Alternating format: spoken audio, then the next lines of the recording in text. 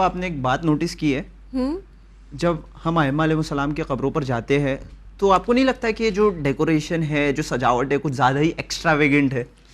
تم سجاوٹ کی جب بات کر رہے ہو تو تم کیا کہنا چاہ رہے ہو کہ جو گولڈ وغیرہ یوز ہوتا ہے وہ، یا جو مقبرہ بنایا جاتا ہے؟ اب دیکھیے، ہم جو ہے حدیث ثقلین کے ماننے والے قرآن اور اہل بیت، وہ اہل بیت جنہوں نے اپنی زندگی میں صرف سمپلسٹی اور ایک ماڈریٹ لائف سٹائل کو پروموٹ کیا ہے، تو یہ کیسے ممکن ہے کہ ان کے شہادت کے بعد جو ہے ہم ایک ان کی قبر کو گرینڈ عالیشان ایک محل جیسا بنا دے؟ That's not looking as comparable to their lifes and what we are doing after that. اچھا ٹھیک ہے، ہم انڈینز ہیں، ہاں برابر، ٹھیک ہے، ہم اہل بیت کی بات کر رہے ہیں. اس سے پہلے میں ایک چھوٹا سا سوال کروں گی تم سے.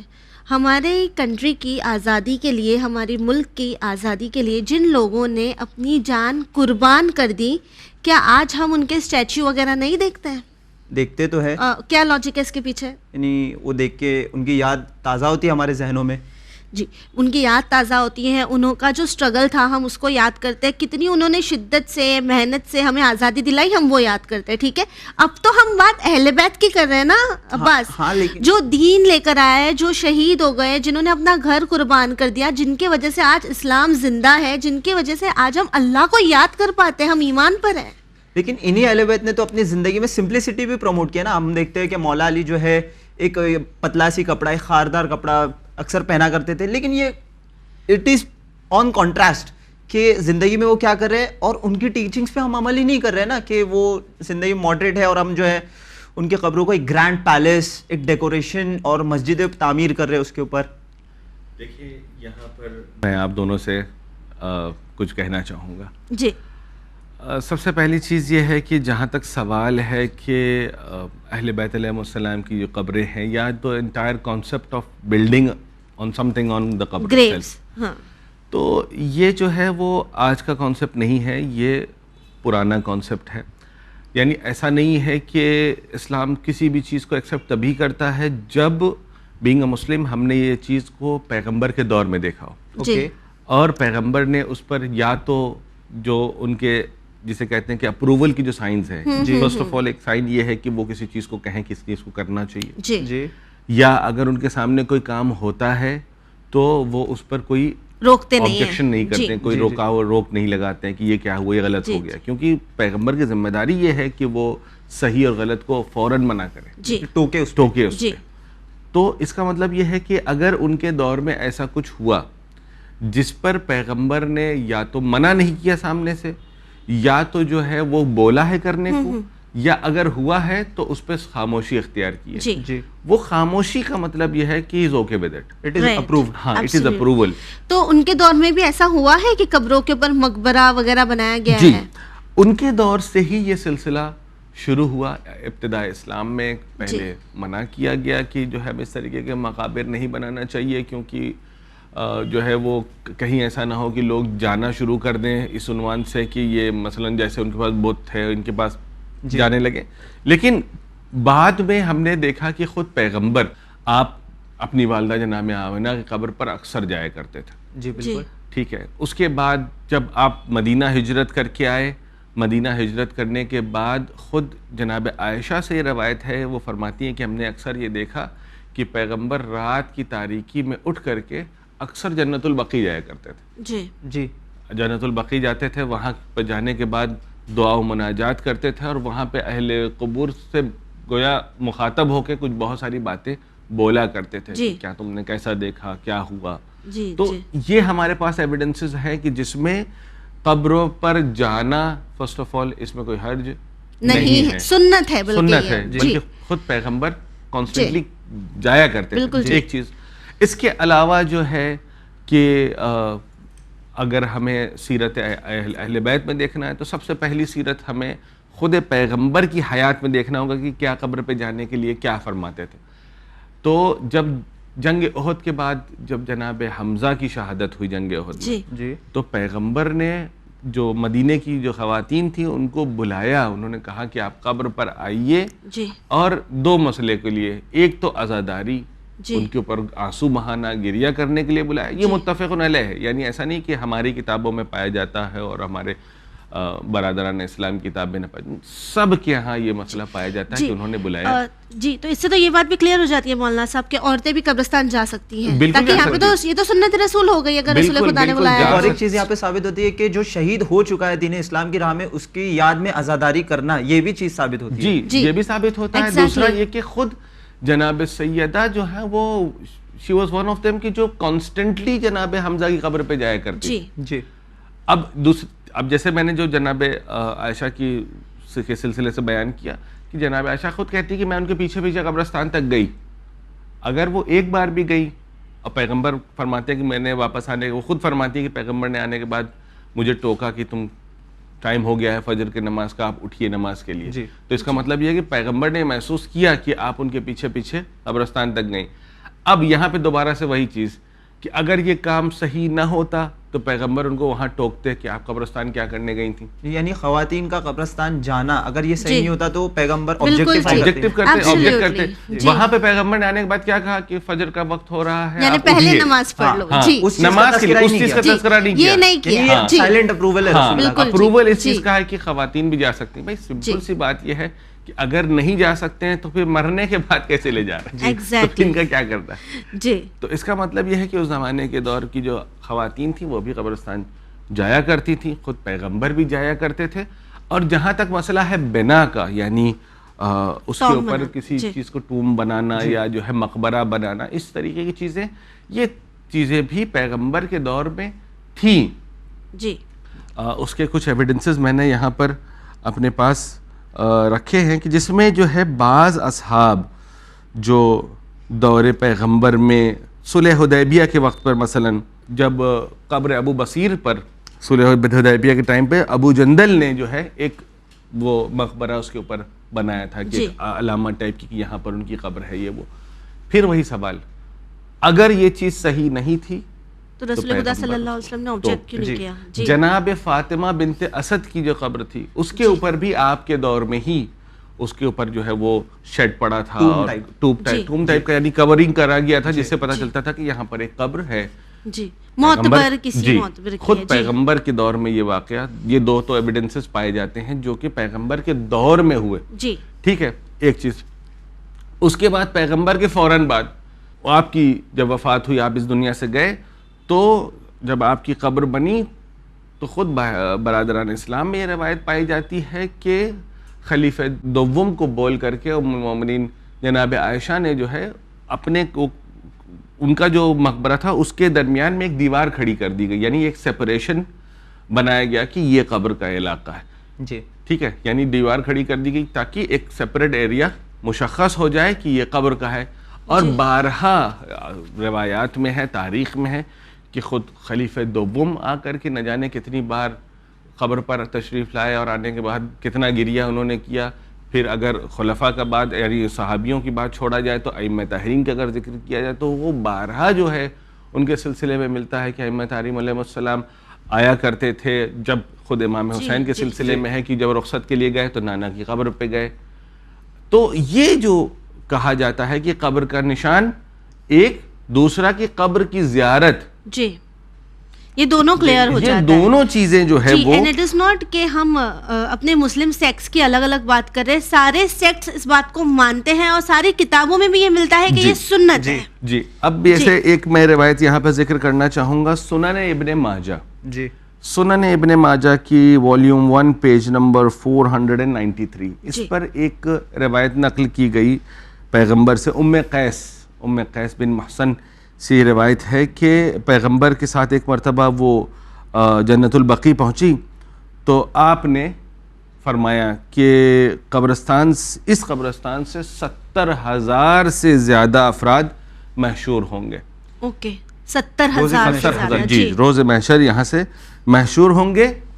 70,000 یہ وہ ہوں گے جو بنا کسی حساب و کتاب کے جنت میں بھیج دیے جائیں گے. یعنی یہ بات اس کے لیے یعنی خود جنت البقیع کی جو ہے وہ فضیلت جو ہے وہ بیان کی جا رہی ہے یہاں پر کہ جنت البقیع کی یہ فضیلت ہے کہ 70,000 سے زیادہ لوگ ایسے یہاں سے محشور ہوں گے، اٹھائے جائیں گے جو بنا کسی حساب و کتاب کے جنت میں بھیج دیے جائیں گے. تو خود جنت البقیع کی جسے کہا جائے کہ اپنی ایک خود کوالٹی ہے، ایک اپنی خود کی ایک عظمت ہے جو ممکن ہے کہ دوسرے کسی قبرستان کی اس طریقے سے نہیں ہے. جی. اور یہاں پہ ابھی میں ایک انٹرسٹنگ فیکٹ بتانا چاہوں گا کہ خود ہمارے 5ویں امام نے 6ٹھے امام کو وصیت کرتے ہوئے کہا کہ میری قبر کو 4 انچوں تک ایسا بلند کرنا. تو یہ خود ظاہر کرتا ہے کہ ہاں قبروں کو بلند کرنا اٹ از دا سنت آف ائمہ علیہ السلام. بالکل ٹھیک کہا عباس. اور یہاں پہ جب ہم حج پہ جاتے ہیں اور خود ہر مسلمان کی دعا رہتی ہے کہ یا اللہ ہمیں حج بیت اللہ بہت مشرف فرما, حج پر جائیں, ہم عمرہ پر جائیں, ہم ہر کوئی شخص یہ چاہتا ہے. بالکل, اور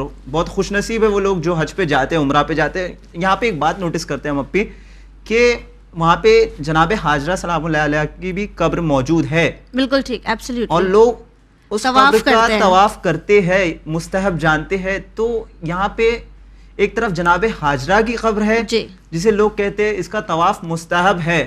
تو سوچئے جو فخر حاجرہ ہو اس پر جو لوگ اعتراض کیوں کرتے ہیں, یہ دو رخی کیوں؟ دیکھو بس اعتراض بھی کرتے ہیں, اور ساتھ ہی ہمیں یہ بھی دیکھنے ملتا ہے نا مولانا صاحب کہ صرف اعتراض نہیں ہے. بی بی فاطمہ زہرا سلام اللہ علیہا کی قبر کے اوپر اگر گنبد بنایا جائے, مقبرہ بنایا جائے, تو اسے مسمار کیا جاتا ہے یہ بول کے کہ یہ صحیح نہیں ہے, اسلام اس بات کی اجازت نہیں دیتا.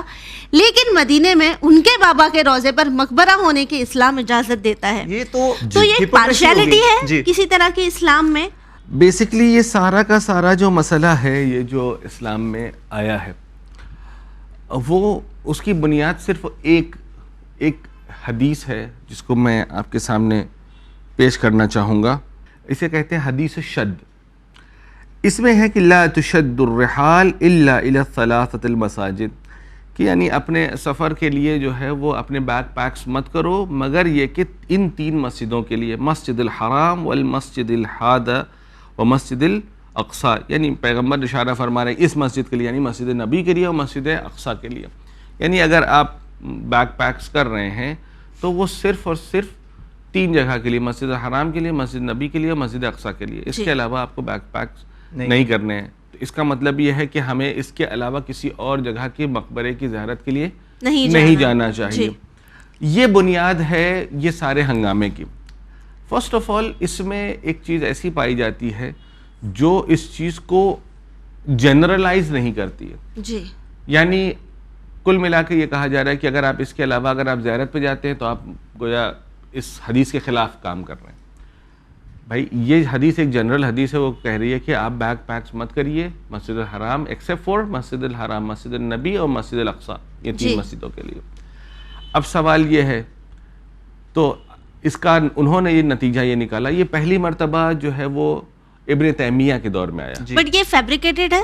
نہیں, حدیث صحیح ہے, یہ ہے, ہاں حدیث صحیح ہے, لیکن اس سے جو چیزیں جو معنی جو لیا گیا ہے وہ کیسے لیا گیا ہے وہ تو صاحب معاملہ ہی بتا سکتا ہے. لیکن میں اس کو ابھی بیان کرنا چاہوں گا. اس سے پہلے چاہے وہ امام مالک ہوں, چاہے وہ امام شافعی ہوں, چاہے وہ امام احمد ہوں, چاہے وہ جو دیگر ائمہ ہیں, یہ سارے کے سارے ان سب کے نزدیک قبر نبی کی زیارت مستحب ہے. ان کے یہاں ریفرنسز میں ہے کہ ان کے جتنے بھی ائمہ ہیں جو 4 مکاتب پائے جاتے ہیں, ان کے چاروں میں قبر زیارت نبی مستحب ہے. صرف اس دلیل, اس حدیث کی بنیاد پر یہ مسئلہ پیش آیا کہ آپ قبور کی زیارت نہیں کریں گے. کیسے نہیں کریں گے؟ کیونکہ کہا گیا ہے کہ آپ صرف اور صرف مسجد الحرام کے لیے جائیے, مسجد نبی کے لیے جائیے اور مسجد اقصی کے لیے جائیے. اس میں بھی ایک مسئلہ انہوں نے یہ نکالا کہ اگر آپ مسجد النبی میں نبی کی زیارت کے لیے جا رہے ہیں تو یہ بھی شرک ہے. اچھا, یہ بھی غلط ہے. ہاں, آپ مثلا نیت کریے کہ ہم مسجد النبی میں جا رہے ہیں, اور چونکہ قبر وہیں ہے اور آپ نے وہاں مثلا زیارت کر لیا تو کوئی حرج نہیں ہے, لیکن اس طریقے سے زیارت نہ کریے کہ مثلا شرک کا اظہار ہو جائے. اب یہاں پہ مسئلہ کیا ہے؟ مسئلہ یہ ہے کہ 3 چیزوں کے لیے ہی سفر جائز ہے. جی یعنی مسجد النبی, مسجد الحرام اور مسجد الاقصی. اب ایک آدمی مثال کے طور پر ایجوکیشن کے لیے کہیں پہ سفر کر رہا ہے تو کیا نہ کریں؟ تو یہ بھی حرام ہونا چاہیے, کیونکہ جو دلیل آپ مقابر کی زیارت کے لیے دے رہے ہیں وہ اس میں بھی انکلوڈ ہوتا ہے. ہم نے اپنا شہر چھوڑا ہے کسی جگہ پڑھائی کے لیے تو میرا سفر حرام. بالکل ٹھیک, کیونکہ مسجد النبی تو ہم جا نہیں رہے ہیں, نہ مسجد الحرام جا رہے ہیں, نہ مسجد الاقصی جا رہے ہیں. جی, کوئی آدمی جاب کے سلسلے سے کہیں جا رہا ہے تو حرام, وہ بھی غلط. جی, صلہ رحم کرنے جا رہا ہے تو بھی حرام. یعنی یہ ہم لوگوں کی کم عقلی ہے.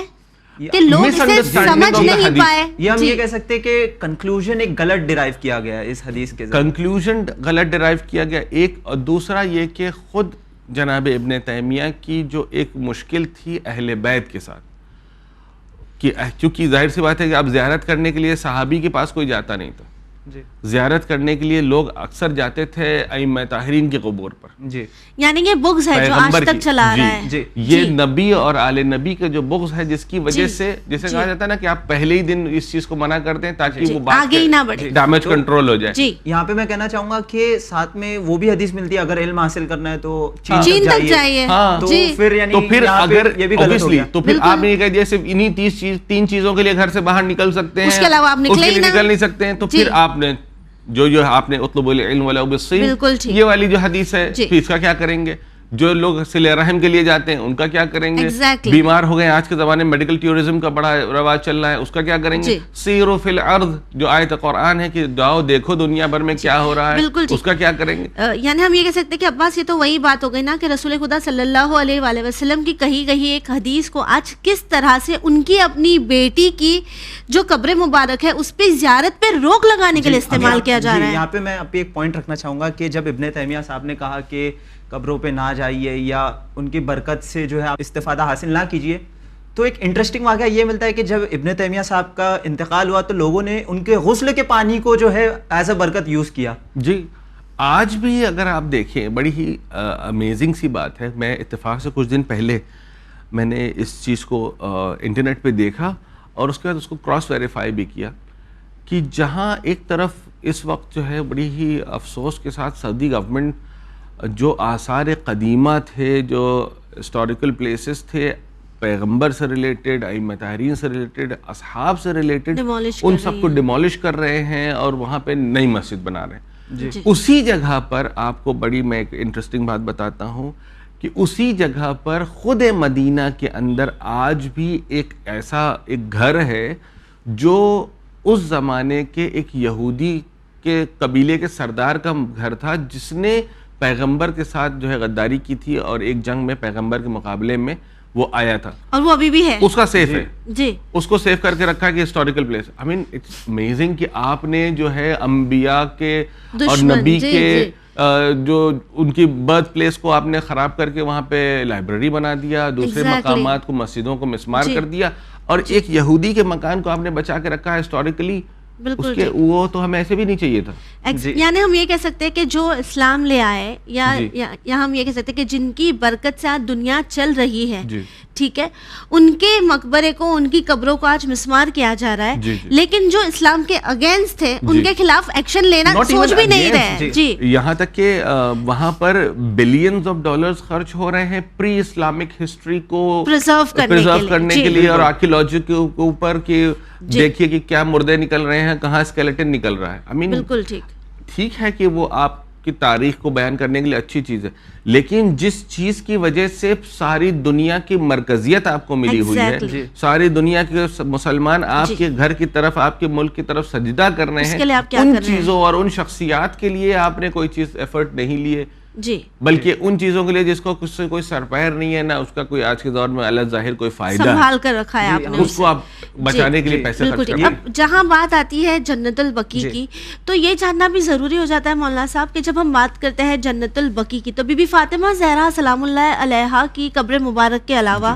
یہاں پہ اور کون سے ائمہ الاسلام ہیں, اور کون سے پیغمبر ہیں جن کی قبر مبارک ہمیں ملتی ہے؟ سب سے پہلی چیز یہ ہے کہ جہاں تک جناب سیدہ کی قبر کا مسئلہ ہے, جناب سیدہ کی قبر صرف اور صرف امام معصوم کو معلوم ہے. جی, اور ہم اور آپ صرف ایک ازامپشن کر سکتے ہیں کہ ممکن ہے کہ جنت البقیع میں آپ کی قبر ہو. یہاں تک کہ امیر المومنین نے اس چیز کا خاص خیال رکھا تھا کہ کسی کو ان کی قبر کے نشان نہیں پتہ چلنا چاہیے. اور شب میں جب آپ نے جناب سیدہ کے جنازے کو دفن کیا تھا تو خود جنت البقیع کے اندر 40 مقامات پر قبر کے نشان بنائے تھے. تو اس میں جو ہے وہ کلیئرلی کوئی نہیں کہہ سکتا ہے کہ جناب سیدہ کی قبر جنت البقیع میں ہے کہ نہیں ہے. ممکن ہے, بعض لوگ فرماتے ہیں کہ ہو سکتا ہے کہ وہ گھر کے اندر ہی ہو, بعض یہ کہتے ہیں کہ خود قبر پیغمبر میں ممکن ہے کہ جناب سیدہ کو دفن کیا گیا ہو, بعض ایک نظریہ یہ ہے کہ جنت البقیع میں ہو. یہاں تک کہ جناب مرشی نجفی صاحب جو قم میں جن کی بہت بڑی لائبریری ہے, عالم اسلام کی سب سے بڑی لائبریری کہا جاتا ہے, جس میں ہینڈ ریٹن بکس کا سب سے بڑا ذخیرہ ہے, جی مینوسکرپٹس کا. تو آپ کے والد جب نجف میں تھے تو انہوں نے ایک توسل کیا تھا امام زمانہ سے, جی, اور ان سے یہ کہا کہ مولا جب اس عمل کے بعد 40 دن جو مستقل عمل کیا اور آپ سے زیارت ہوئی تو آپ نے امام سے یہی پوچھا تھا کہ مجھے آپ کی جدہ ماجدہ کی قبر کہاں ہے وہ جاننا ہے, ریئل لوکیشن, جی کہاں ہے. تو امام نے کہا تھا کہ یہ وقت معلوم تک کے لیے یہ مدعا فی الحال کلوز ہے, جب میں آؤں گا تو پھر اس چیز کو وہ ایویڈنٹ کیا جائے گا کہ وہ قبر کا نشان کہاں ہے. جی, تب تک کے لیے اگر آپ چاہتے ہیں کہ وہ ثواب جو جناب سیدہ کی قبر کا ثواب حاصل کرنا چاہیں, وہ ثواب حاصل کرنا چاہتے ہیں, تو آپ قم جائیے اور وہاں بی بی معصومہ قم, جن کا نام بھی جناب فاطمہ معصومہ جسے کہا جاتا ہے وہ تھا, آپ ان کی قبر سے پہ جائیے, آپ کو وہی ثواب ملے گا جو جناب سیدہ کی قبر کا ثواب ہے. اوکے, آپ یہ دیکھیے کہ اگر ہم اس واقعے کو اوتھینٹک مان لیں تو دو چیزیں یہاں سے ثابت ہوتی. ایک یہ کہ قبر کی زیارت ہمارے وقت کے امام کے ذریعے سے اپرووڈ ہے کہ آپ قبر کی زیارت کر سکتے ہیں, and it's not just visiting کہ ہم گئے ٹہل کے چلے آئے, نہیں, اس کا ثواب بھی ہے. جی, یہ دونوں چیزیں جو ہیں اس سے ایویڈنٹ ہوتی ہیں کہ ثواب بھی ہے اور زیارت کرنا بھی چاہیے. بالکل, یہ دو چیزیں.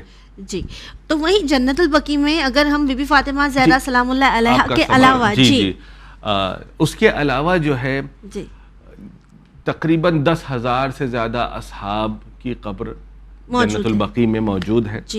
اگر پیغمبر کے فیملی ممبرز کی بات کی جائے تو جہاں 4 ائمہ کی قبر ہے, امام حسن کی, امام زین العابدین علیہ الصلوۃ والسلام کی, امام محمد باقر, امام جعفر صادق علیہ الصلوۃ والسلام, یہ 4 ائمہ کی قبر ہے. اسی جگہ جو ہے جناب فاطمہ بنت اسد کی قبر ہے, جناب امیر المومنین کی والدہ, اس کی جگہ جناب صفیہ کی قبر ہے, جناب پیغمبر کی پھوپھی کی, جناب عاتقہ کی قبر ہے, جناب عبداللہ جو کہ پیغمبر کی اولاد تھے, جناب ماریہ قبطیہ سے ان کی قبر ہے, جناب اسماعیل یا امام جعفر صادق کے فرزند جو یہاں پہ ہمارے یہاں برادران اسماعیلی پائے جاتے ہیں, بہرا پائے جاتے ہیں, جن کو امام مانتے ہیں, ان کی قبر ہے. اس کے علاوہ شہدائے بدر کی قبر ہے, شہدائے احد کی قبر ہے, ازواج النبی کی قبر ہے, اور اس کے علاوہ جناب حلیمہ سعدیہ کی قبر ہے جو کہ پیغمبر کی رضائی ماں تھی, جنہوں نے پیغمبر کو شیر پلایا تھا, ان کی ماں, ان کی قبر ہے. اسی طریقے سے سب سے پہلی قبر جو جنت البقیع کی ہے وہ جناب عثمان بن مظعون کی قبر ہے, جو بہت ہی بڑے اصحاب میں بہت بڑے صحابی تھے, جن کی وجہ سے خود امیر المومنین نے اپنے ایک بیٹے کا نام عثمان رکھا تھا. ان کی محبت میں اس حد تک جو ہے وہ اس طریقے کے افراد کی قبر جنت البقیع میں پائی جاتی ہے. لیکن یہاں پہ میں اب بھی کہنا چاہوں گا کہ کتنی افسوس کی بات ہے نا کہ کل جو ہے انہیں اہل بیت کے وجود سے جو ہے پریشانی تھی, اور آج ان کی قبر جو ان کے نشان کو ظاہر کرتی ہے, ان کے وجود کو پھر تازہ کرتی ہے, آج اس سے پریشانی ہے. پریشانی بھی, اور ساتھ ہی ہمیں روکا بھی جاتا ہے کہ ہم زیارت پر نہیں جا پاتے. جب وہاں پہ ہم رسول اللہ کے روضے کے سامنے ہاتھ کو بلند کرتے ہیں تو وہ ہاتھ کو ایسا مار کے کہتے ہیں کہ یہ چیز غلط ہے. ہم یہاں پہ آغا سے پوچھنا چاہیں گے کہ کیوں جو ہے اس آپریشن کے خلاف, اس ظلم و جور کے خلاف جنت البقیع کے لیے, اس کے لیے ہیت میں آواز اٹھائے ہم 8 شوال کے دن ہو یا پورے سال بھر کیوں نہ ہو, صرف 8 شوال تک کیوں محدود رکھے, تو کیوں ہمیں اس آپریشن کے خلاف آواز اٹھانی چاہیے. دیکھیے, سب سے پہلی چیز یہ ہے کہ یہ سمجھنا ضروری ہے کہ ان کی ضرورت کیا ہے. مثلا یہ کہ کیوں ملا کہ آپ اپنے آپ کو زحمت پر ڈال رہے ہیں, شور مچا رہے ہیں, آپریشن یعنی پروٹیسٹ کر رہے ہیں, اور اس جو ظلم ہو رہا ہے اس آپریشن کے خلاف آواز کیوں اٹھانے کی ضرورت ہے. سب سے پہلی چیز یہ ہے کہ ہمیں یہ سمجھنا ہے کہ فائدہ کیا ہے ان قبور کا. تو فائدہ یہ ہے کہ ہمارے نزدیک یہ جو قبور ائمہ ہیں, قبور اہل بیت ہے, قبور نبی ہیں, انبیاء ہیں, یہ سب کے سب ہمارے شعائر اللہ. شعائر اللہ کہتے ہیں کہ وہ علامتیں, وہ چیزیں جن کو دیکھ کر کے ہمیں خدا کی یاد آتی. ٹھیک ہے, جیسے قرآن کی آیت ہے ان صفا والمروہ من شعائر اللہ, کہ صفا اور مروہ 2 پہاڑیاں ہیں لیکن اللہ کی نشانیوں میں سے. کیوں؟ کیونکہ اس کے درمیان میں جناب ہاجرہ جو ہے کبھی ادھر جاتی تھی, کبھی صفا پہ, کبھی مروہ پہ, ان کے اس ایکشن سے کیا ہوا کہ جس انسان کو یہ سیکھنا چاہیے کہ اس کی ذمہ داری ہے صرف اپنے طرف سے محنت کرنا, اس کا ثمرہ, اس کا فائدہ, اس کا رزلٹ کیا ہوگا وہ اللہ کے اوپر ہے. جہاں وہ ادھر ادھر پانی کے لیے دوڑ رہی تھیں وہیں اللہ نے ان کو ایسا چشمہ عطا کیا جسے ہم زمزم کے نام سے جانتے ہیں, اور آج ہزاروں سال سے بالکل ٹھیک چشمہ جاری, اور خود جو ہے حکومت نے اسے پریزرو بھی کر رکھا ہے. بالکل ٹھیک, ایبسلیوٹلی. اس کو بند کیا گیا وقت میں, ایک ٹائم پہ اس کو بند بھی کروا دیا گیا, لیکن آج بھی وہ پھر سے دوبارہ سے وہ جاری ہے اسی طریقے سے. تو یہ جو علامتیں ہیں, یہ جو قبور ہیں, ہم ان کو شاعر اللہ مانتے ہیں. ہمیں قبر کے پتھر سے محبت نہیں ہے کہ ہم قبر کا پتھر, ارے ماشاء اللہ اٹالین ماربل لگا دیا, واہ واہ سبحان اللہ, سونے کا بنا دیا, نہیں. ہمیں اس قبر میں جو آدمی دفن ہے اس کی وجہ سے ہمارا ذہن, جب ہم ان کا ذکر کرتے ہیں, جب ہم پیغمبر کا ذکر کرتے ہیں, تو پیغمبر کے ذکر سے ہمیں ذکر الہی سمجھ میں آتا ہے. ہم اہل بیت کا ذکر کرتے ہیں تو ہم اہل بیت کا ذکر اس لیے کرتے ہیں کہ وہ اللہ کے ایسے بندے تھے کہ اللہ, ہم دعا کرتے ہیں کہ ہماری بھی اللہ ہم کو بھی توفیق دے کہ ہم ان کے جیسے اللہ کی بندگی کر سکیں, ان کے نقش قدم پہ چل سکے. یعنی اس لیے ہم ان کو جو ہے وہ امپورٹنس دیتے ہیں, نہ کہ ہمیں ان کی قبر کے پتھر سے محبت ہے کہ وہ آپ نے اس کو سونے سے بنا دیا کہ چاندی سے بنا دیا. جس زمانے میں تھا تب بھی محبت تھی, آج قبر پہ سوائے پتھر کی اور دھول کے کچھ نہیں, تب بھی ہمیں اتنی ہی محبت ہے. اس لیے ہم یہ چاہتے ہیں کہ ہم اس کو بنائیں تاکہ لوگ آئیں اور آ کر کے ان کی زیارت کریں اور ان کی شخصیات سے جو ہے وہ فائدہ اٹھائیں اور اپنی زندگی میں چینجز لے کر کے. بالکل. کبھی کبھی ہم دیکھتے ہیں کہ بہت سارے لوگ ممکن ہے کہ اللہ نے توفیق دی ہے, پیسے دیے ہیں, وہ سال میں 4 بار جا رہے ہیں کربلا, لیکن اگر آپ ان کو دیکھیں گے تو ان کے اندر کوئی چینج نہیں ہے. تو ممکن ہے کہ یہ صرف اور صرف در و دیوار چومنے کے لیے جا رہے ہیں. کوئی چینج نہیں آ رہا ہے, اگر چینج نہیں آ رہا, we need to think about it, we need to sit and ponder کہ یہ ہو کیا رہا ہے, کہ ہم جا رہے ہیں, ہم جلوسوں میں جا رہے ہیں, ہمارے اندر تبدیلی نہیں آ رہی, ہم ماتم کر رہے ہیں, ہمارے اندر تبدیلی نہیں, ہم مجالس میں شرکت کر رہے ہیں, ہمارے اندر چینجز نہیں آ رہے. تو پرابلم یہ نہیں ہے کہ پرابلم اس چیز میں پرابلم ہے, پرابلم یہ ہے کہ ہم کیوں نہیں چینج ہو رہے ہیں. خود میں انٹروسپیکٹ اپنے اندر, ہاں اپنے آپ کو سیلف اسسمنٹ کی ضرورت ہے کہ ہم اپنے آپ کو اسیس کریں کہ ایگزیکٹلی ایک دوا ہم کھا رہے ہیں, اثر کیوں نہیں ہو رہا ہے. اور یہ دوا اگر ایسا ہو کہ مثلا کسی کے اوپر اثر نہیں ہو رہا ہے, تب تو اس کا مطلب ہے کہ دوا گڑبڑ ہے, کمپنی کا خراب ہے. لیکن اگر سب پہ ہو رہا ہے اور مجھ پہ نہیں ہو رہا ہے تو we need to think. بالکل چیز تاکہ یہ تمام وہ چیزیں جو انسان کا دل پلٹ دیتی ہے, اور اگر ہم ویسے کے ویسے ہی رہ جاتے ہیں تو مسئلہ ہم میں ہوئے. جی بالکل, کہ ہم نے یہ دیکھا کہ ابھی اتفاق کی بات میں بتاؤں کہ ابھی 2 دن پہلے میرے پاس ایک نوجوان آیا تھا, اس نے مجھے بتایا, کہنے لگا کہ میں جو ہوں, مثال کہ میں جو ہوں اہل سنت سے میرا تعلق ہے ابھی بھی, لیکن I am started to think.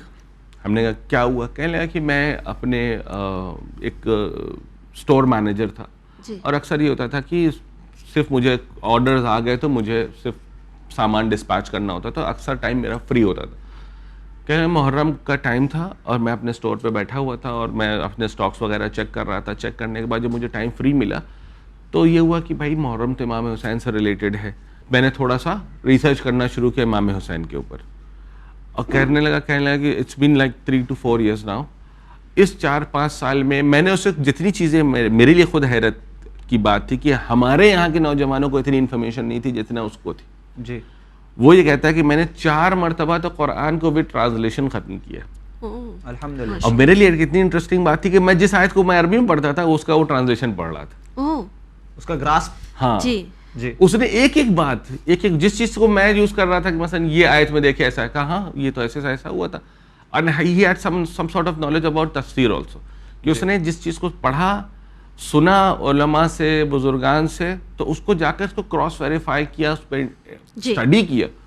تو اس کا مطلب یہ ہے کہ امام حسین کے نام میں کچھ ایسا ہے کہ جہاں انسان کے دل کو وہ چینج کرتا ہے. جی, اگر ہمارا دل چینج نہیں ہو رہا ہے تو ہمیں سوچنا چاہیے, ہمیں سوچنا ہے کہ ہمارے ساتھ ایسا کیوں ہو رہا ہے. Even though we are born in a Shia family. ہاں بھائی دیکھیے, even though there were certain people who were born in the household of prophet, جناب نوح کے, جناب لوط کے, تو وہ اس کا کوئی نہیں ہے. ہر آدمی کو اپنا دیکھنا ہے. اسی لیے کہتے ہیں نا کہ learn your religion, do not inherit it. جی actually I have inherited rather than learning. بالکل ٹھیک. ضرورت ہے ہمیں لرن کرنے کی, اسے سمجھنے کی, اور جو غلط ہو رہا ہے اس کے خلاف آواز اٹھانے کی. جی مولانا صاحب آپ کا بہت بہت شکریہ اپنا قیمتی وقت دینے کے لیے. بہت بہت شکریہ آغا. اب بھی آخر میں یہی کہنا چاہوں گا کہ جو ظلم و جور ہو رہا ہے, چاہے وہ جنت البقیع ہو, چاہے فلسطین ہو یا غازہ ہو, ہر مومن کی, بلکہ میں کہوں گا انسان کی ذمہ داری ہے کہ اس کے خلاف وہ جس طریقے سے, چاہے زبان سے, چاہے اپنے فعل سے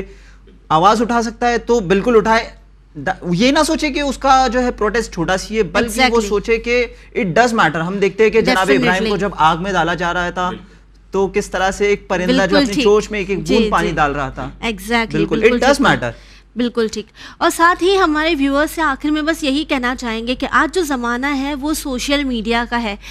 ہم آج ہر کوئی سوشل میڈیا پر موجود ہے. ہم ہر روز پوسٹ کرتے ہیں, اپنے دن کے بارے میں اپڈیٹ کرتے ہیں, اپنے پکچرز ڈالتے ہیں. لیکن آج کا دن جب جنت البقیع کو مسمار کیا گیا تھا تو یہ ہماری ذمہ داری ہے, ہماری رسپانسبلٹی ہے کہ اسی سوشل میڈیا کے ذریعے ہم پروٹیسٹ کریں اور لوگوں میں اس بات کی اویئرنیس کریٹ کریں کہ کس طرح جنت البقیع کو مسمار کیا گیا, اس کی امپورٹنس کیا ہے اور یہ کیوں غلط ہے. اسی کے ساتھ ہمیں دیجیے اجازت, پر بنے رہیے چینل ون کے ساتھ. پیغام انسانیت. شکریہ.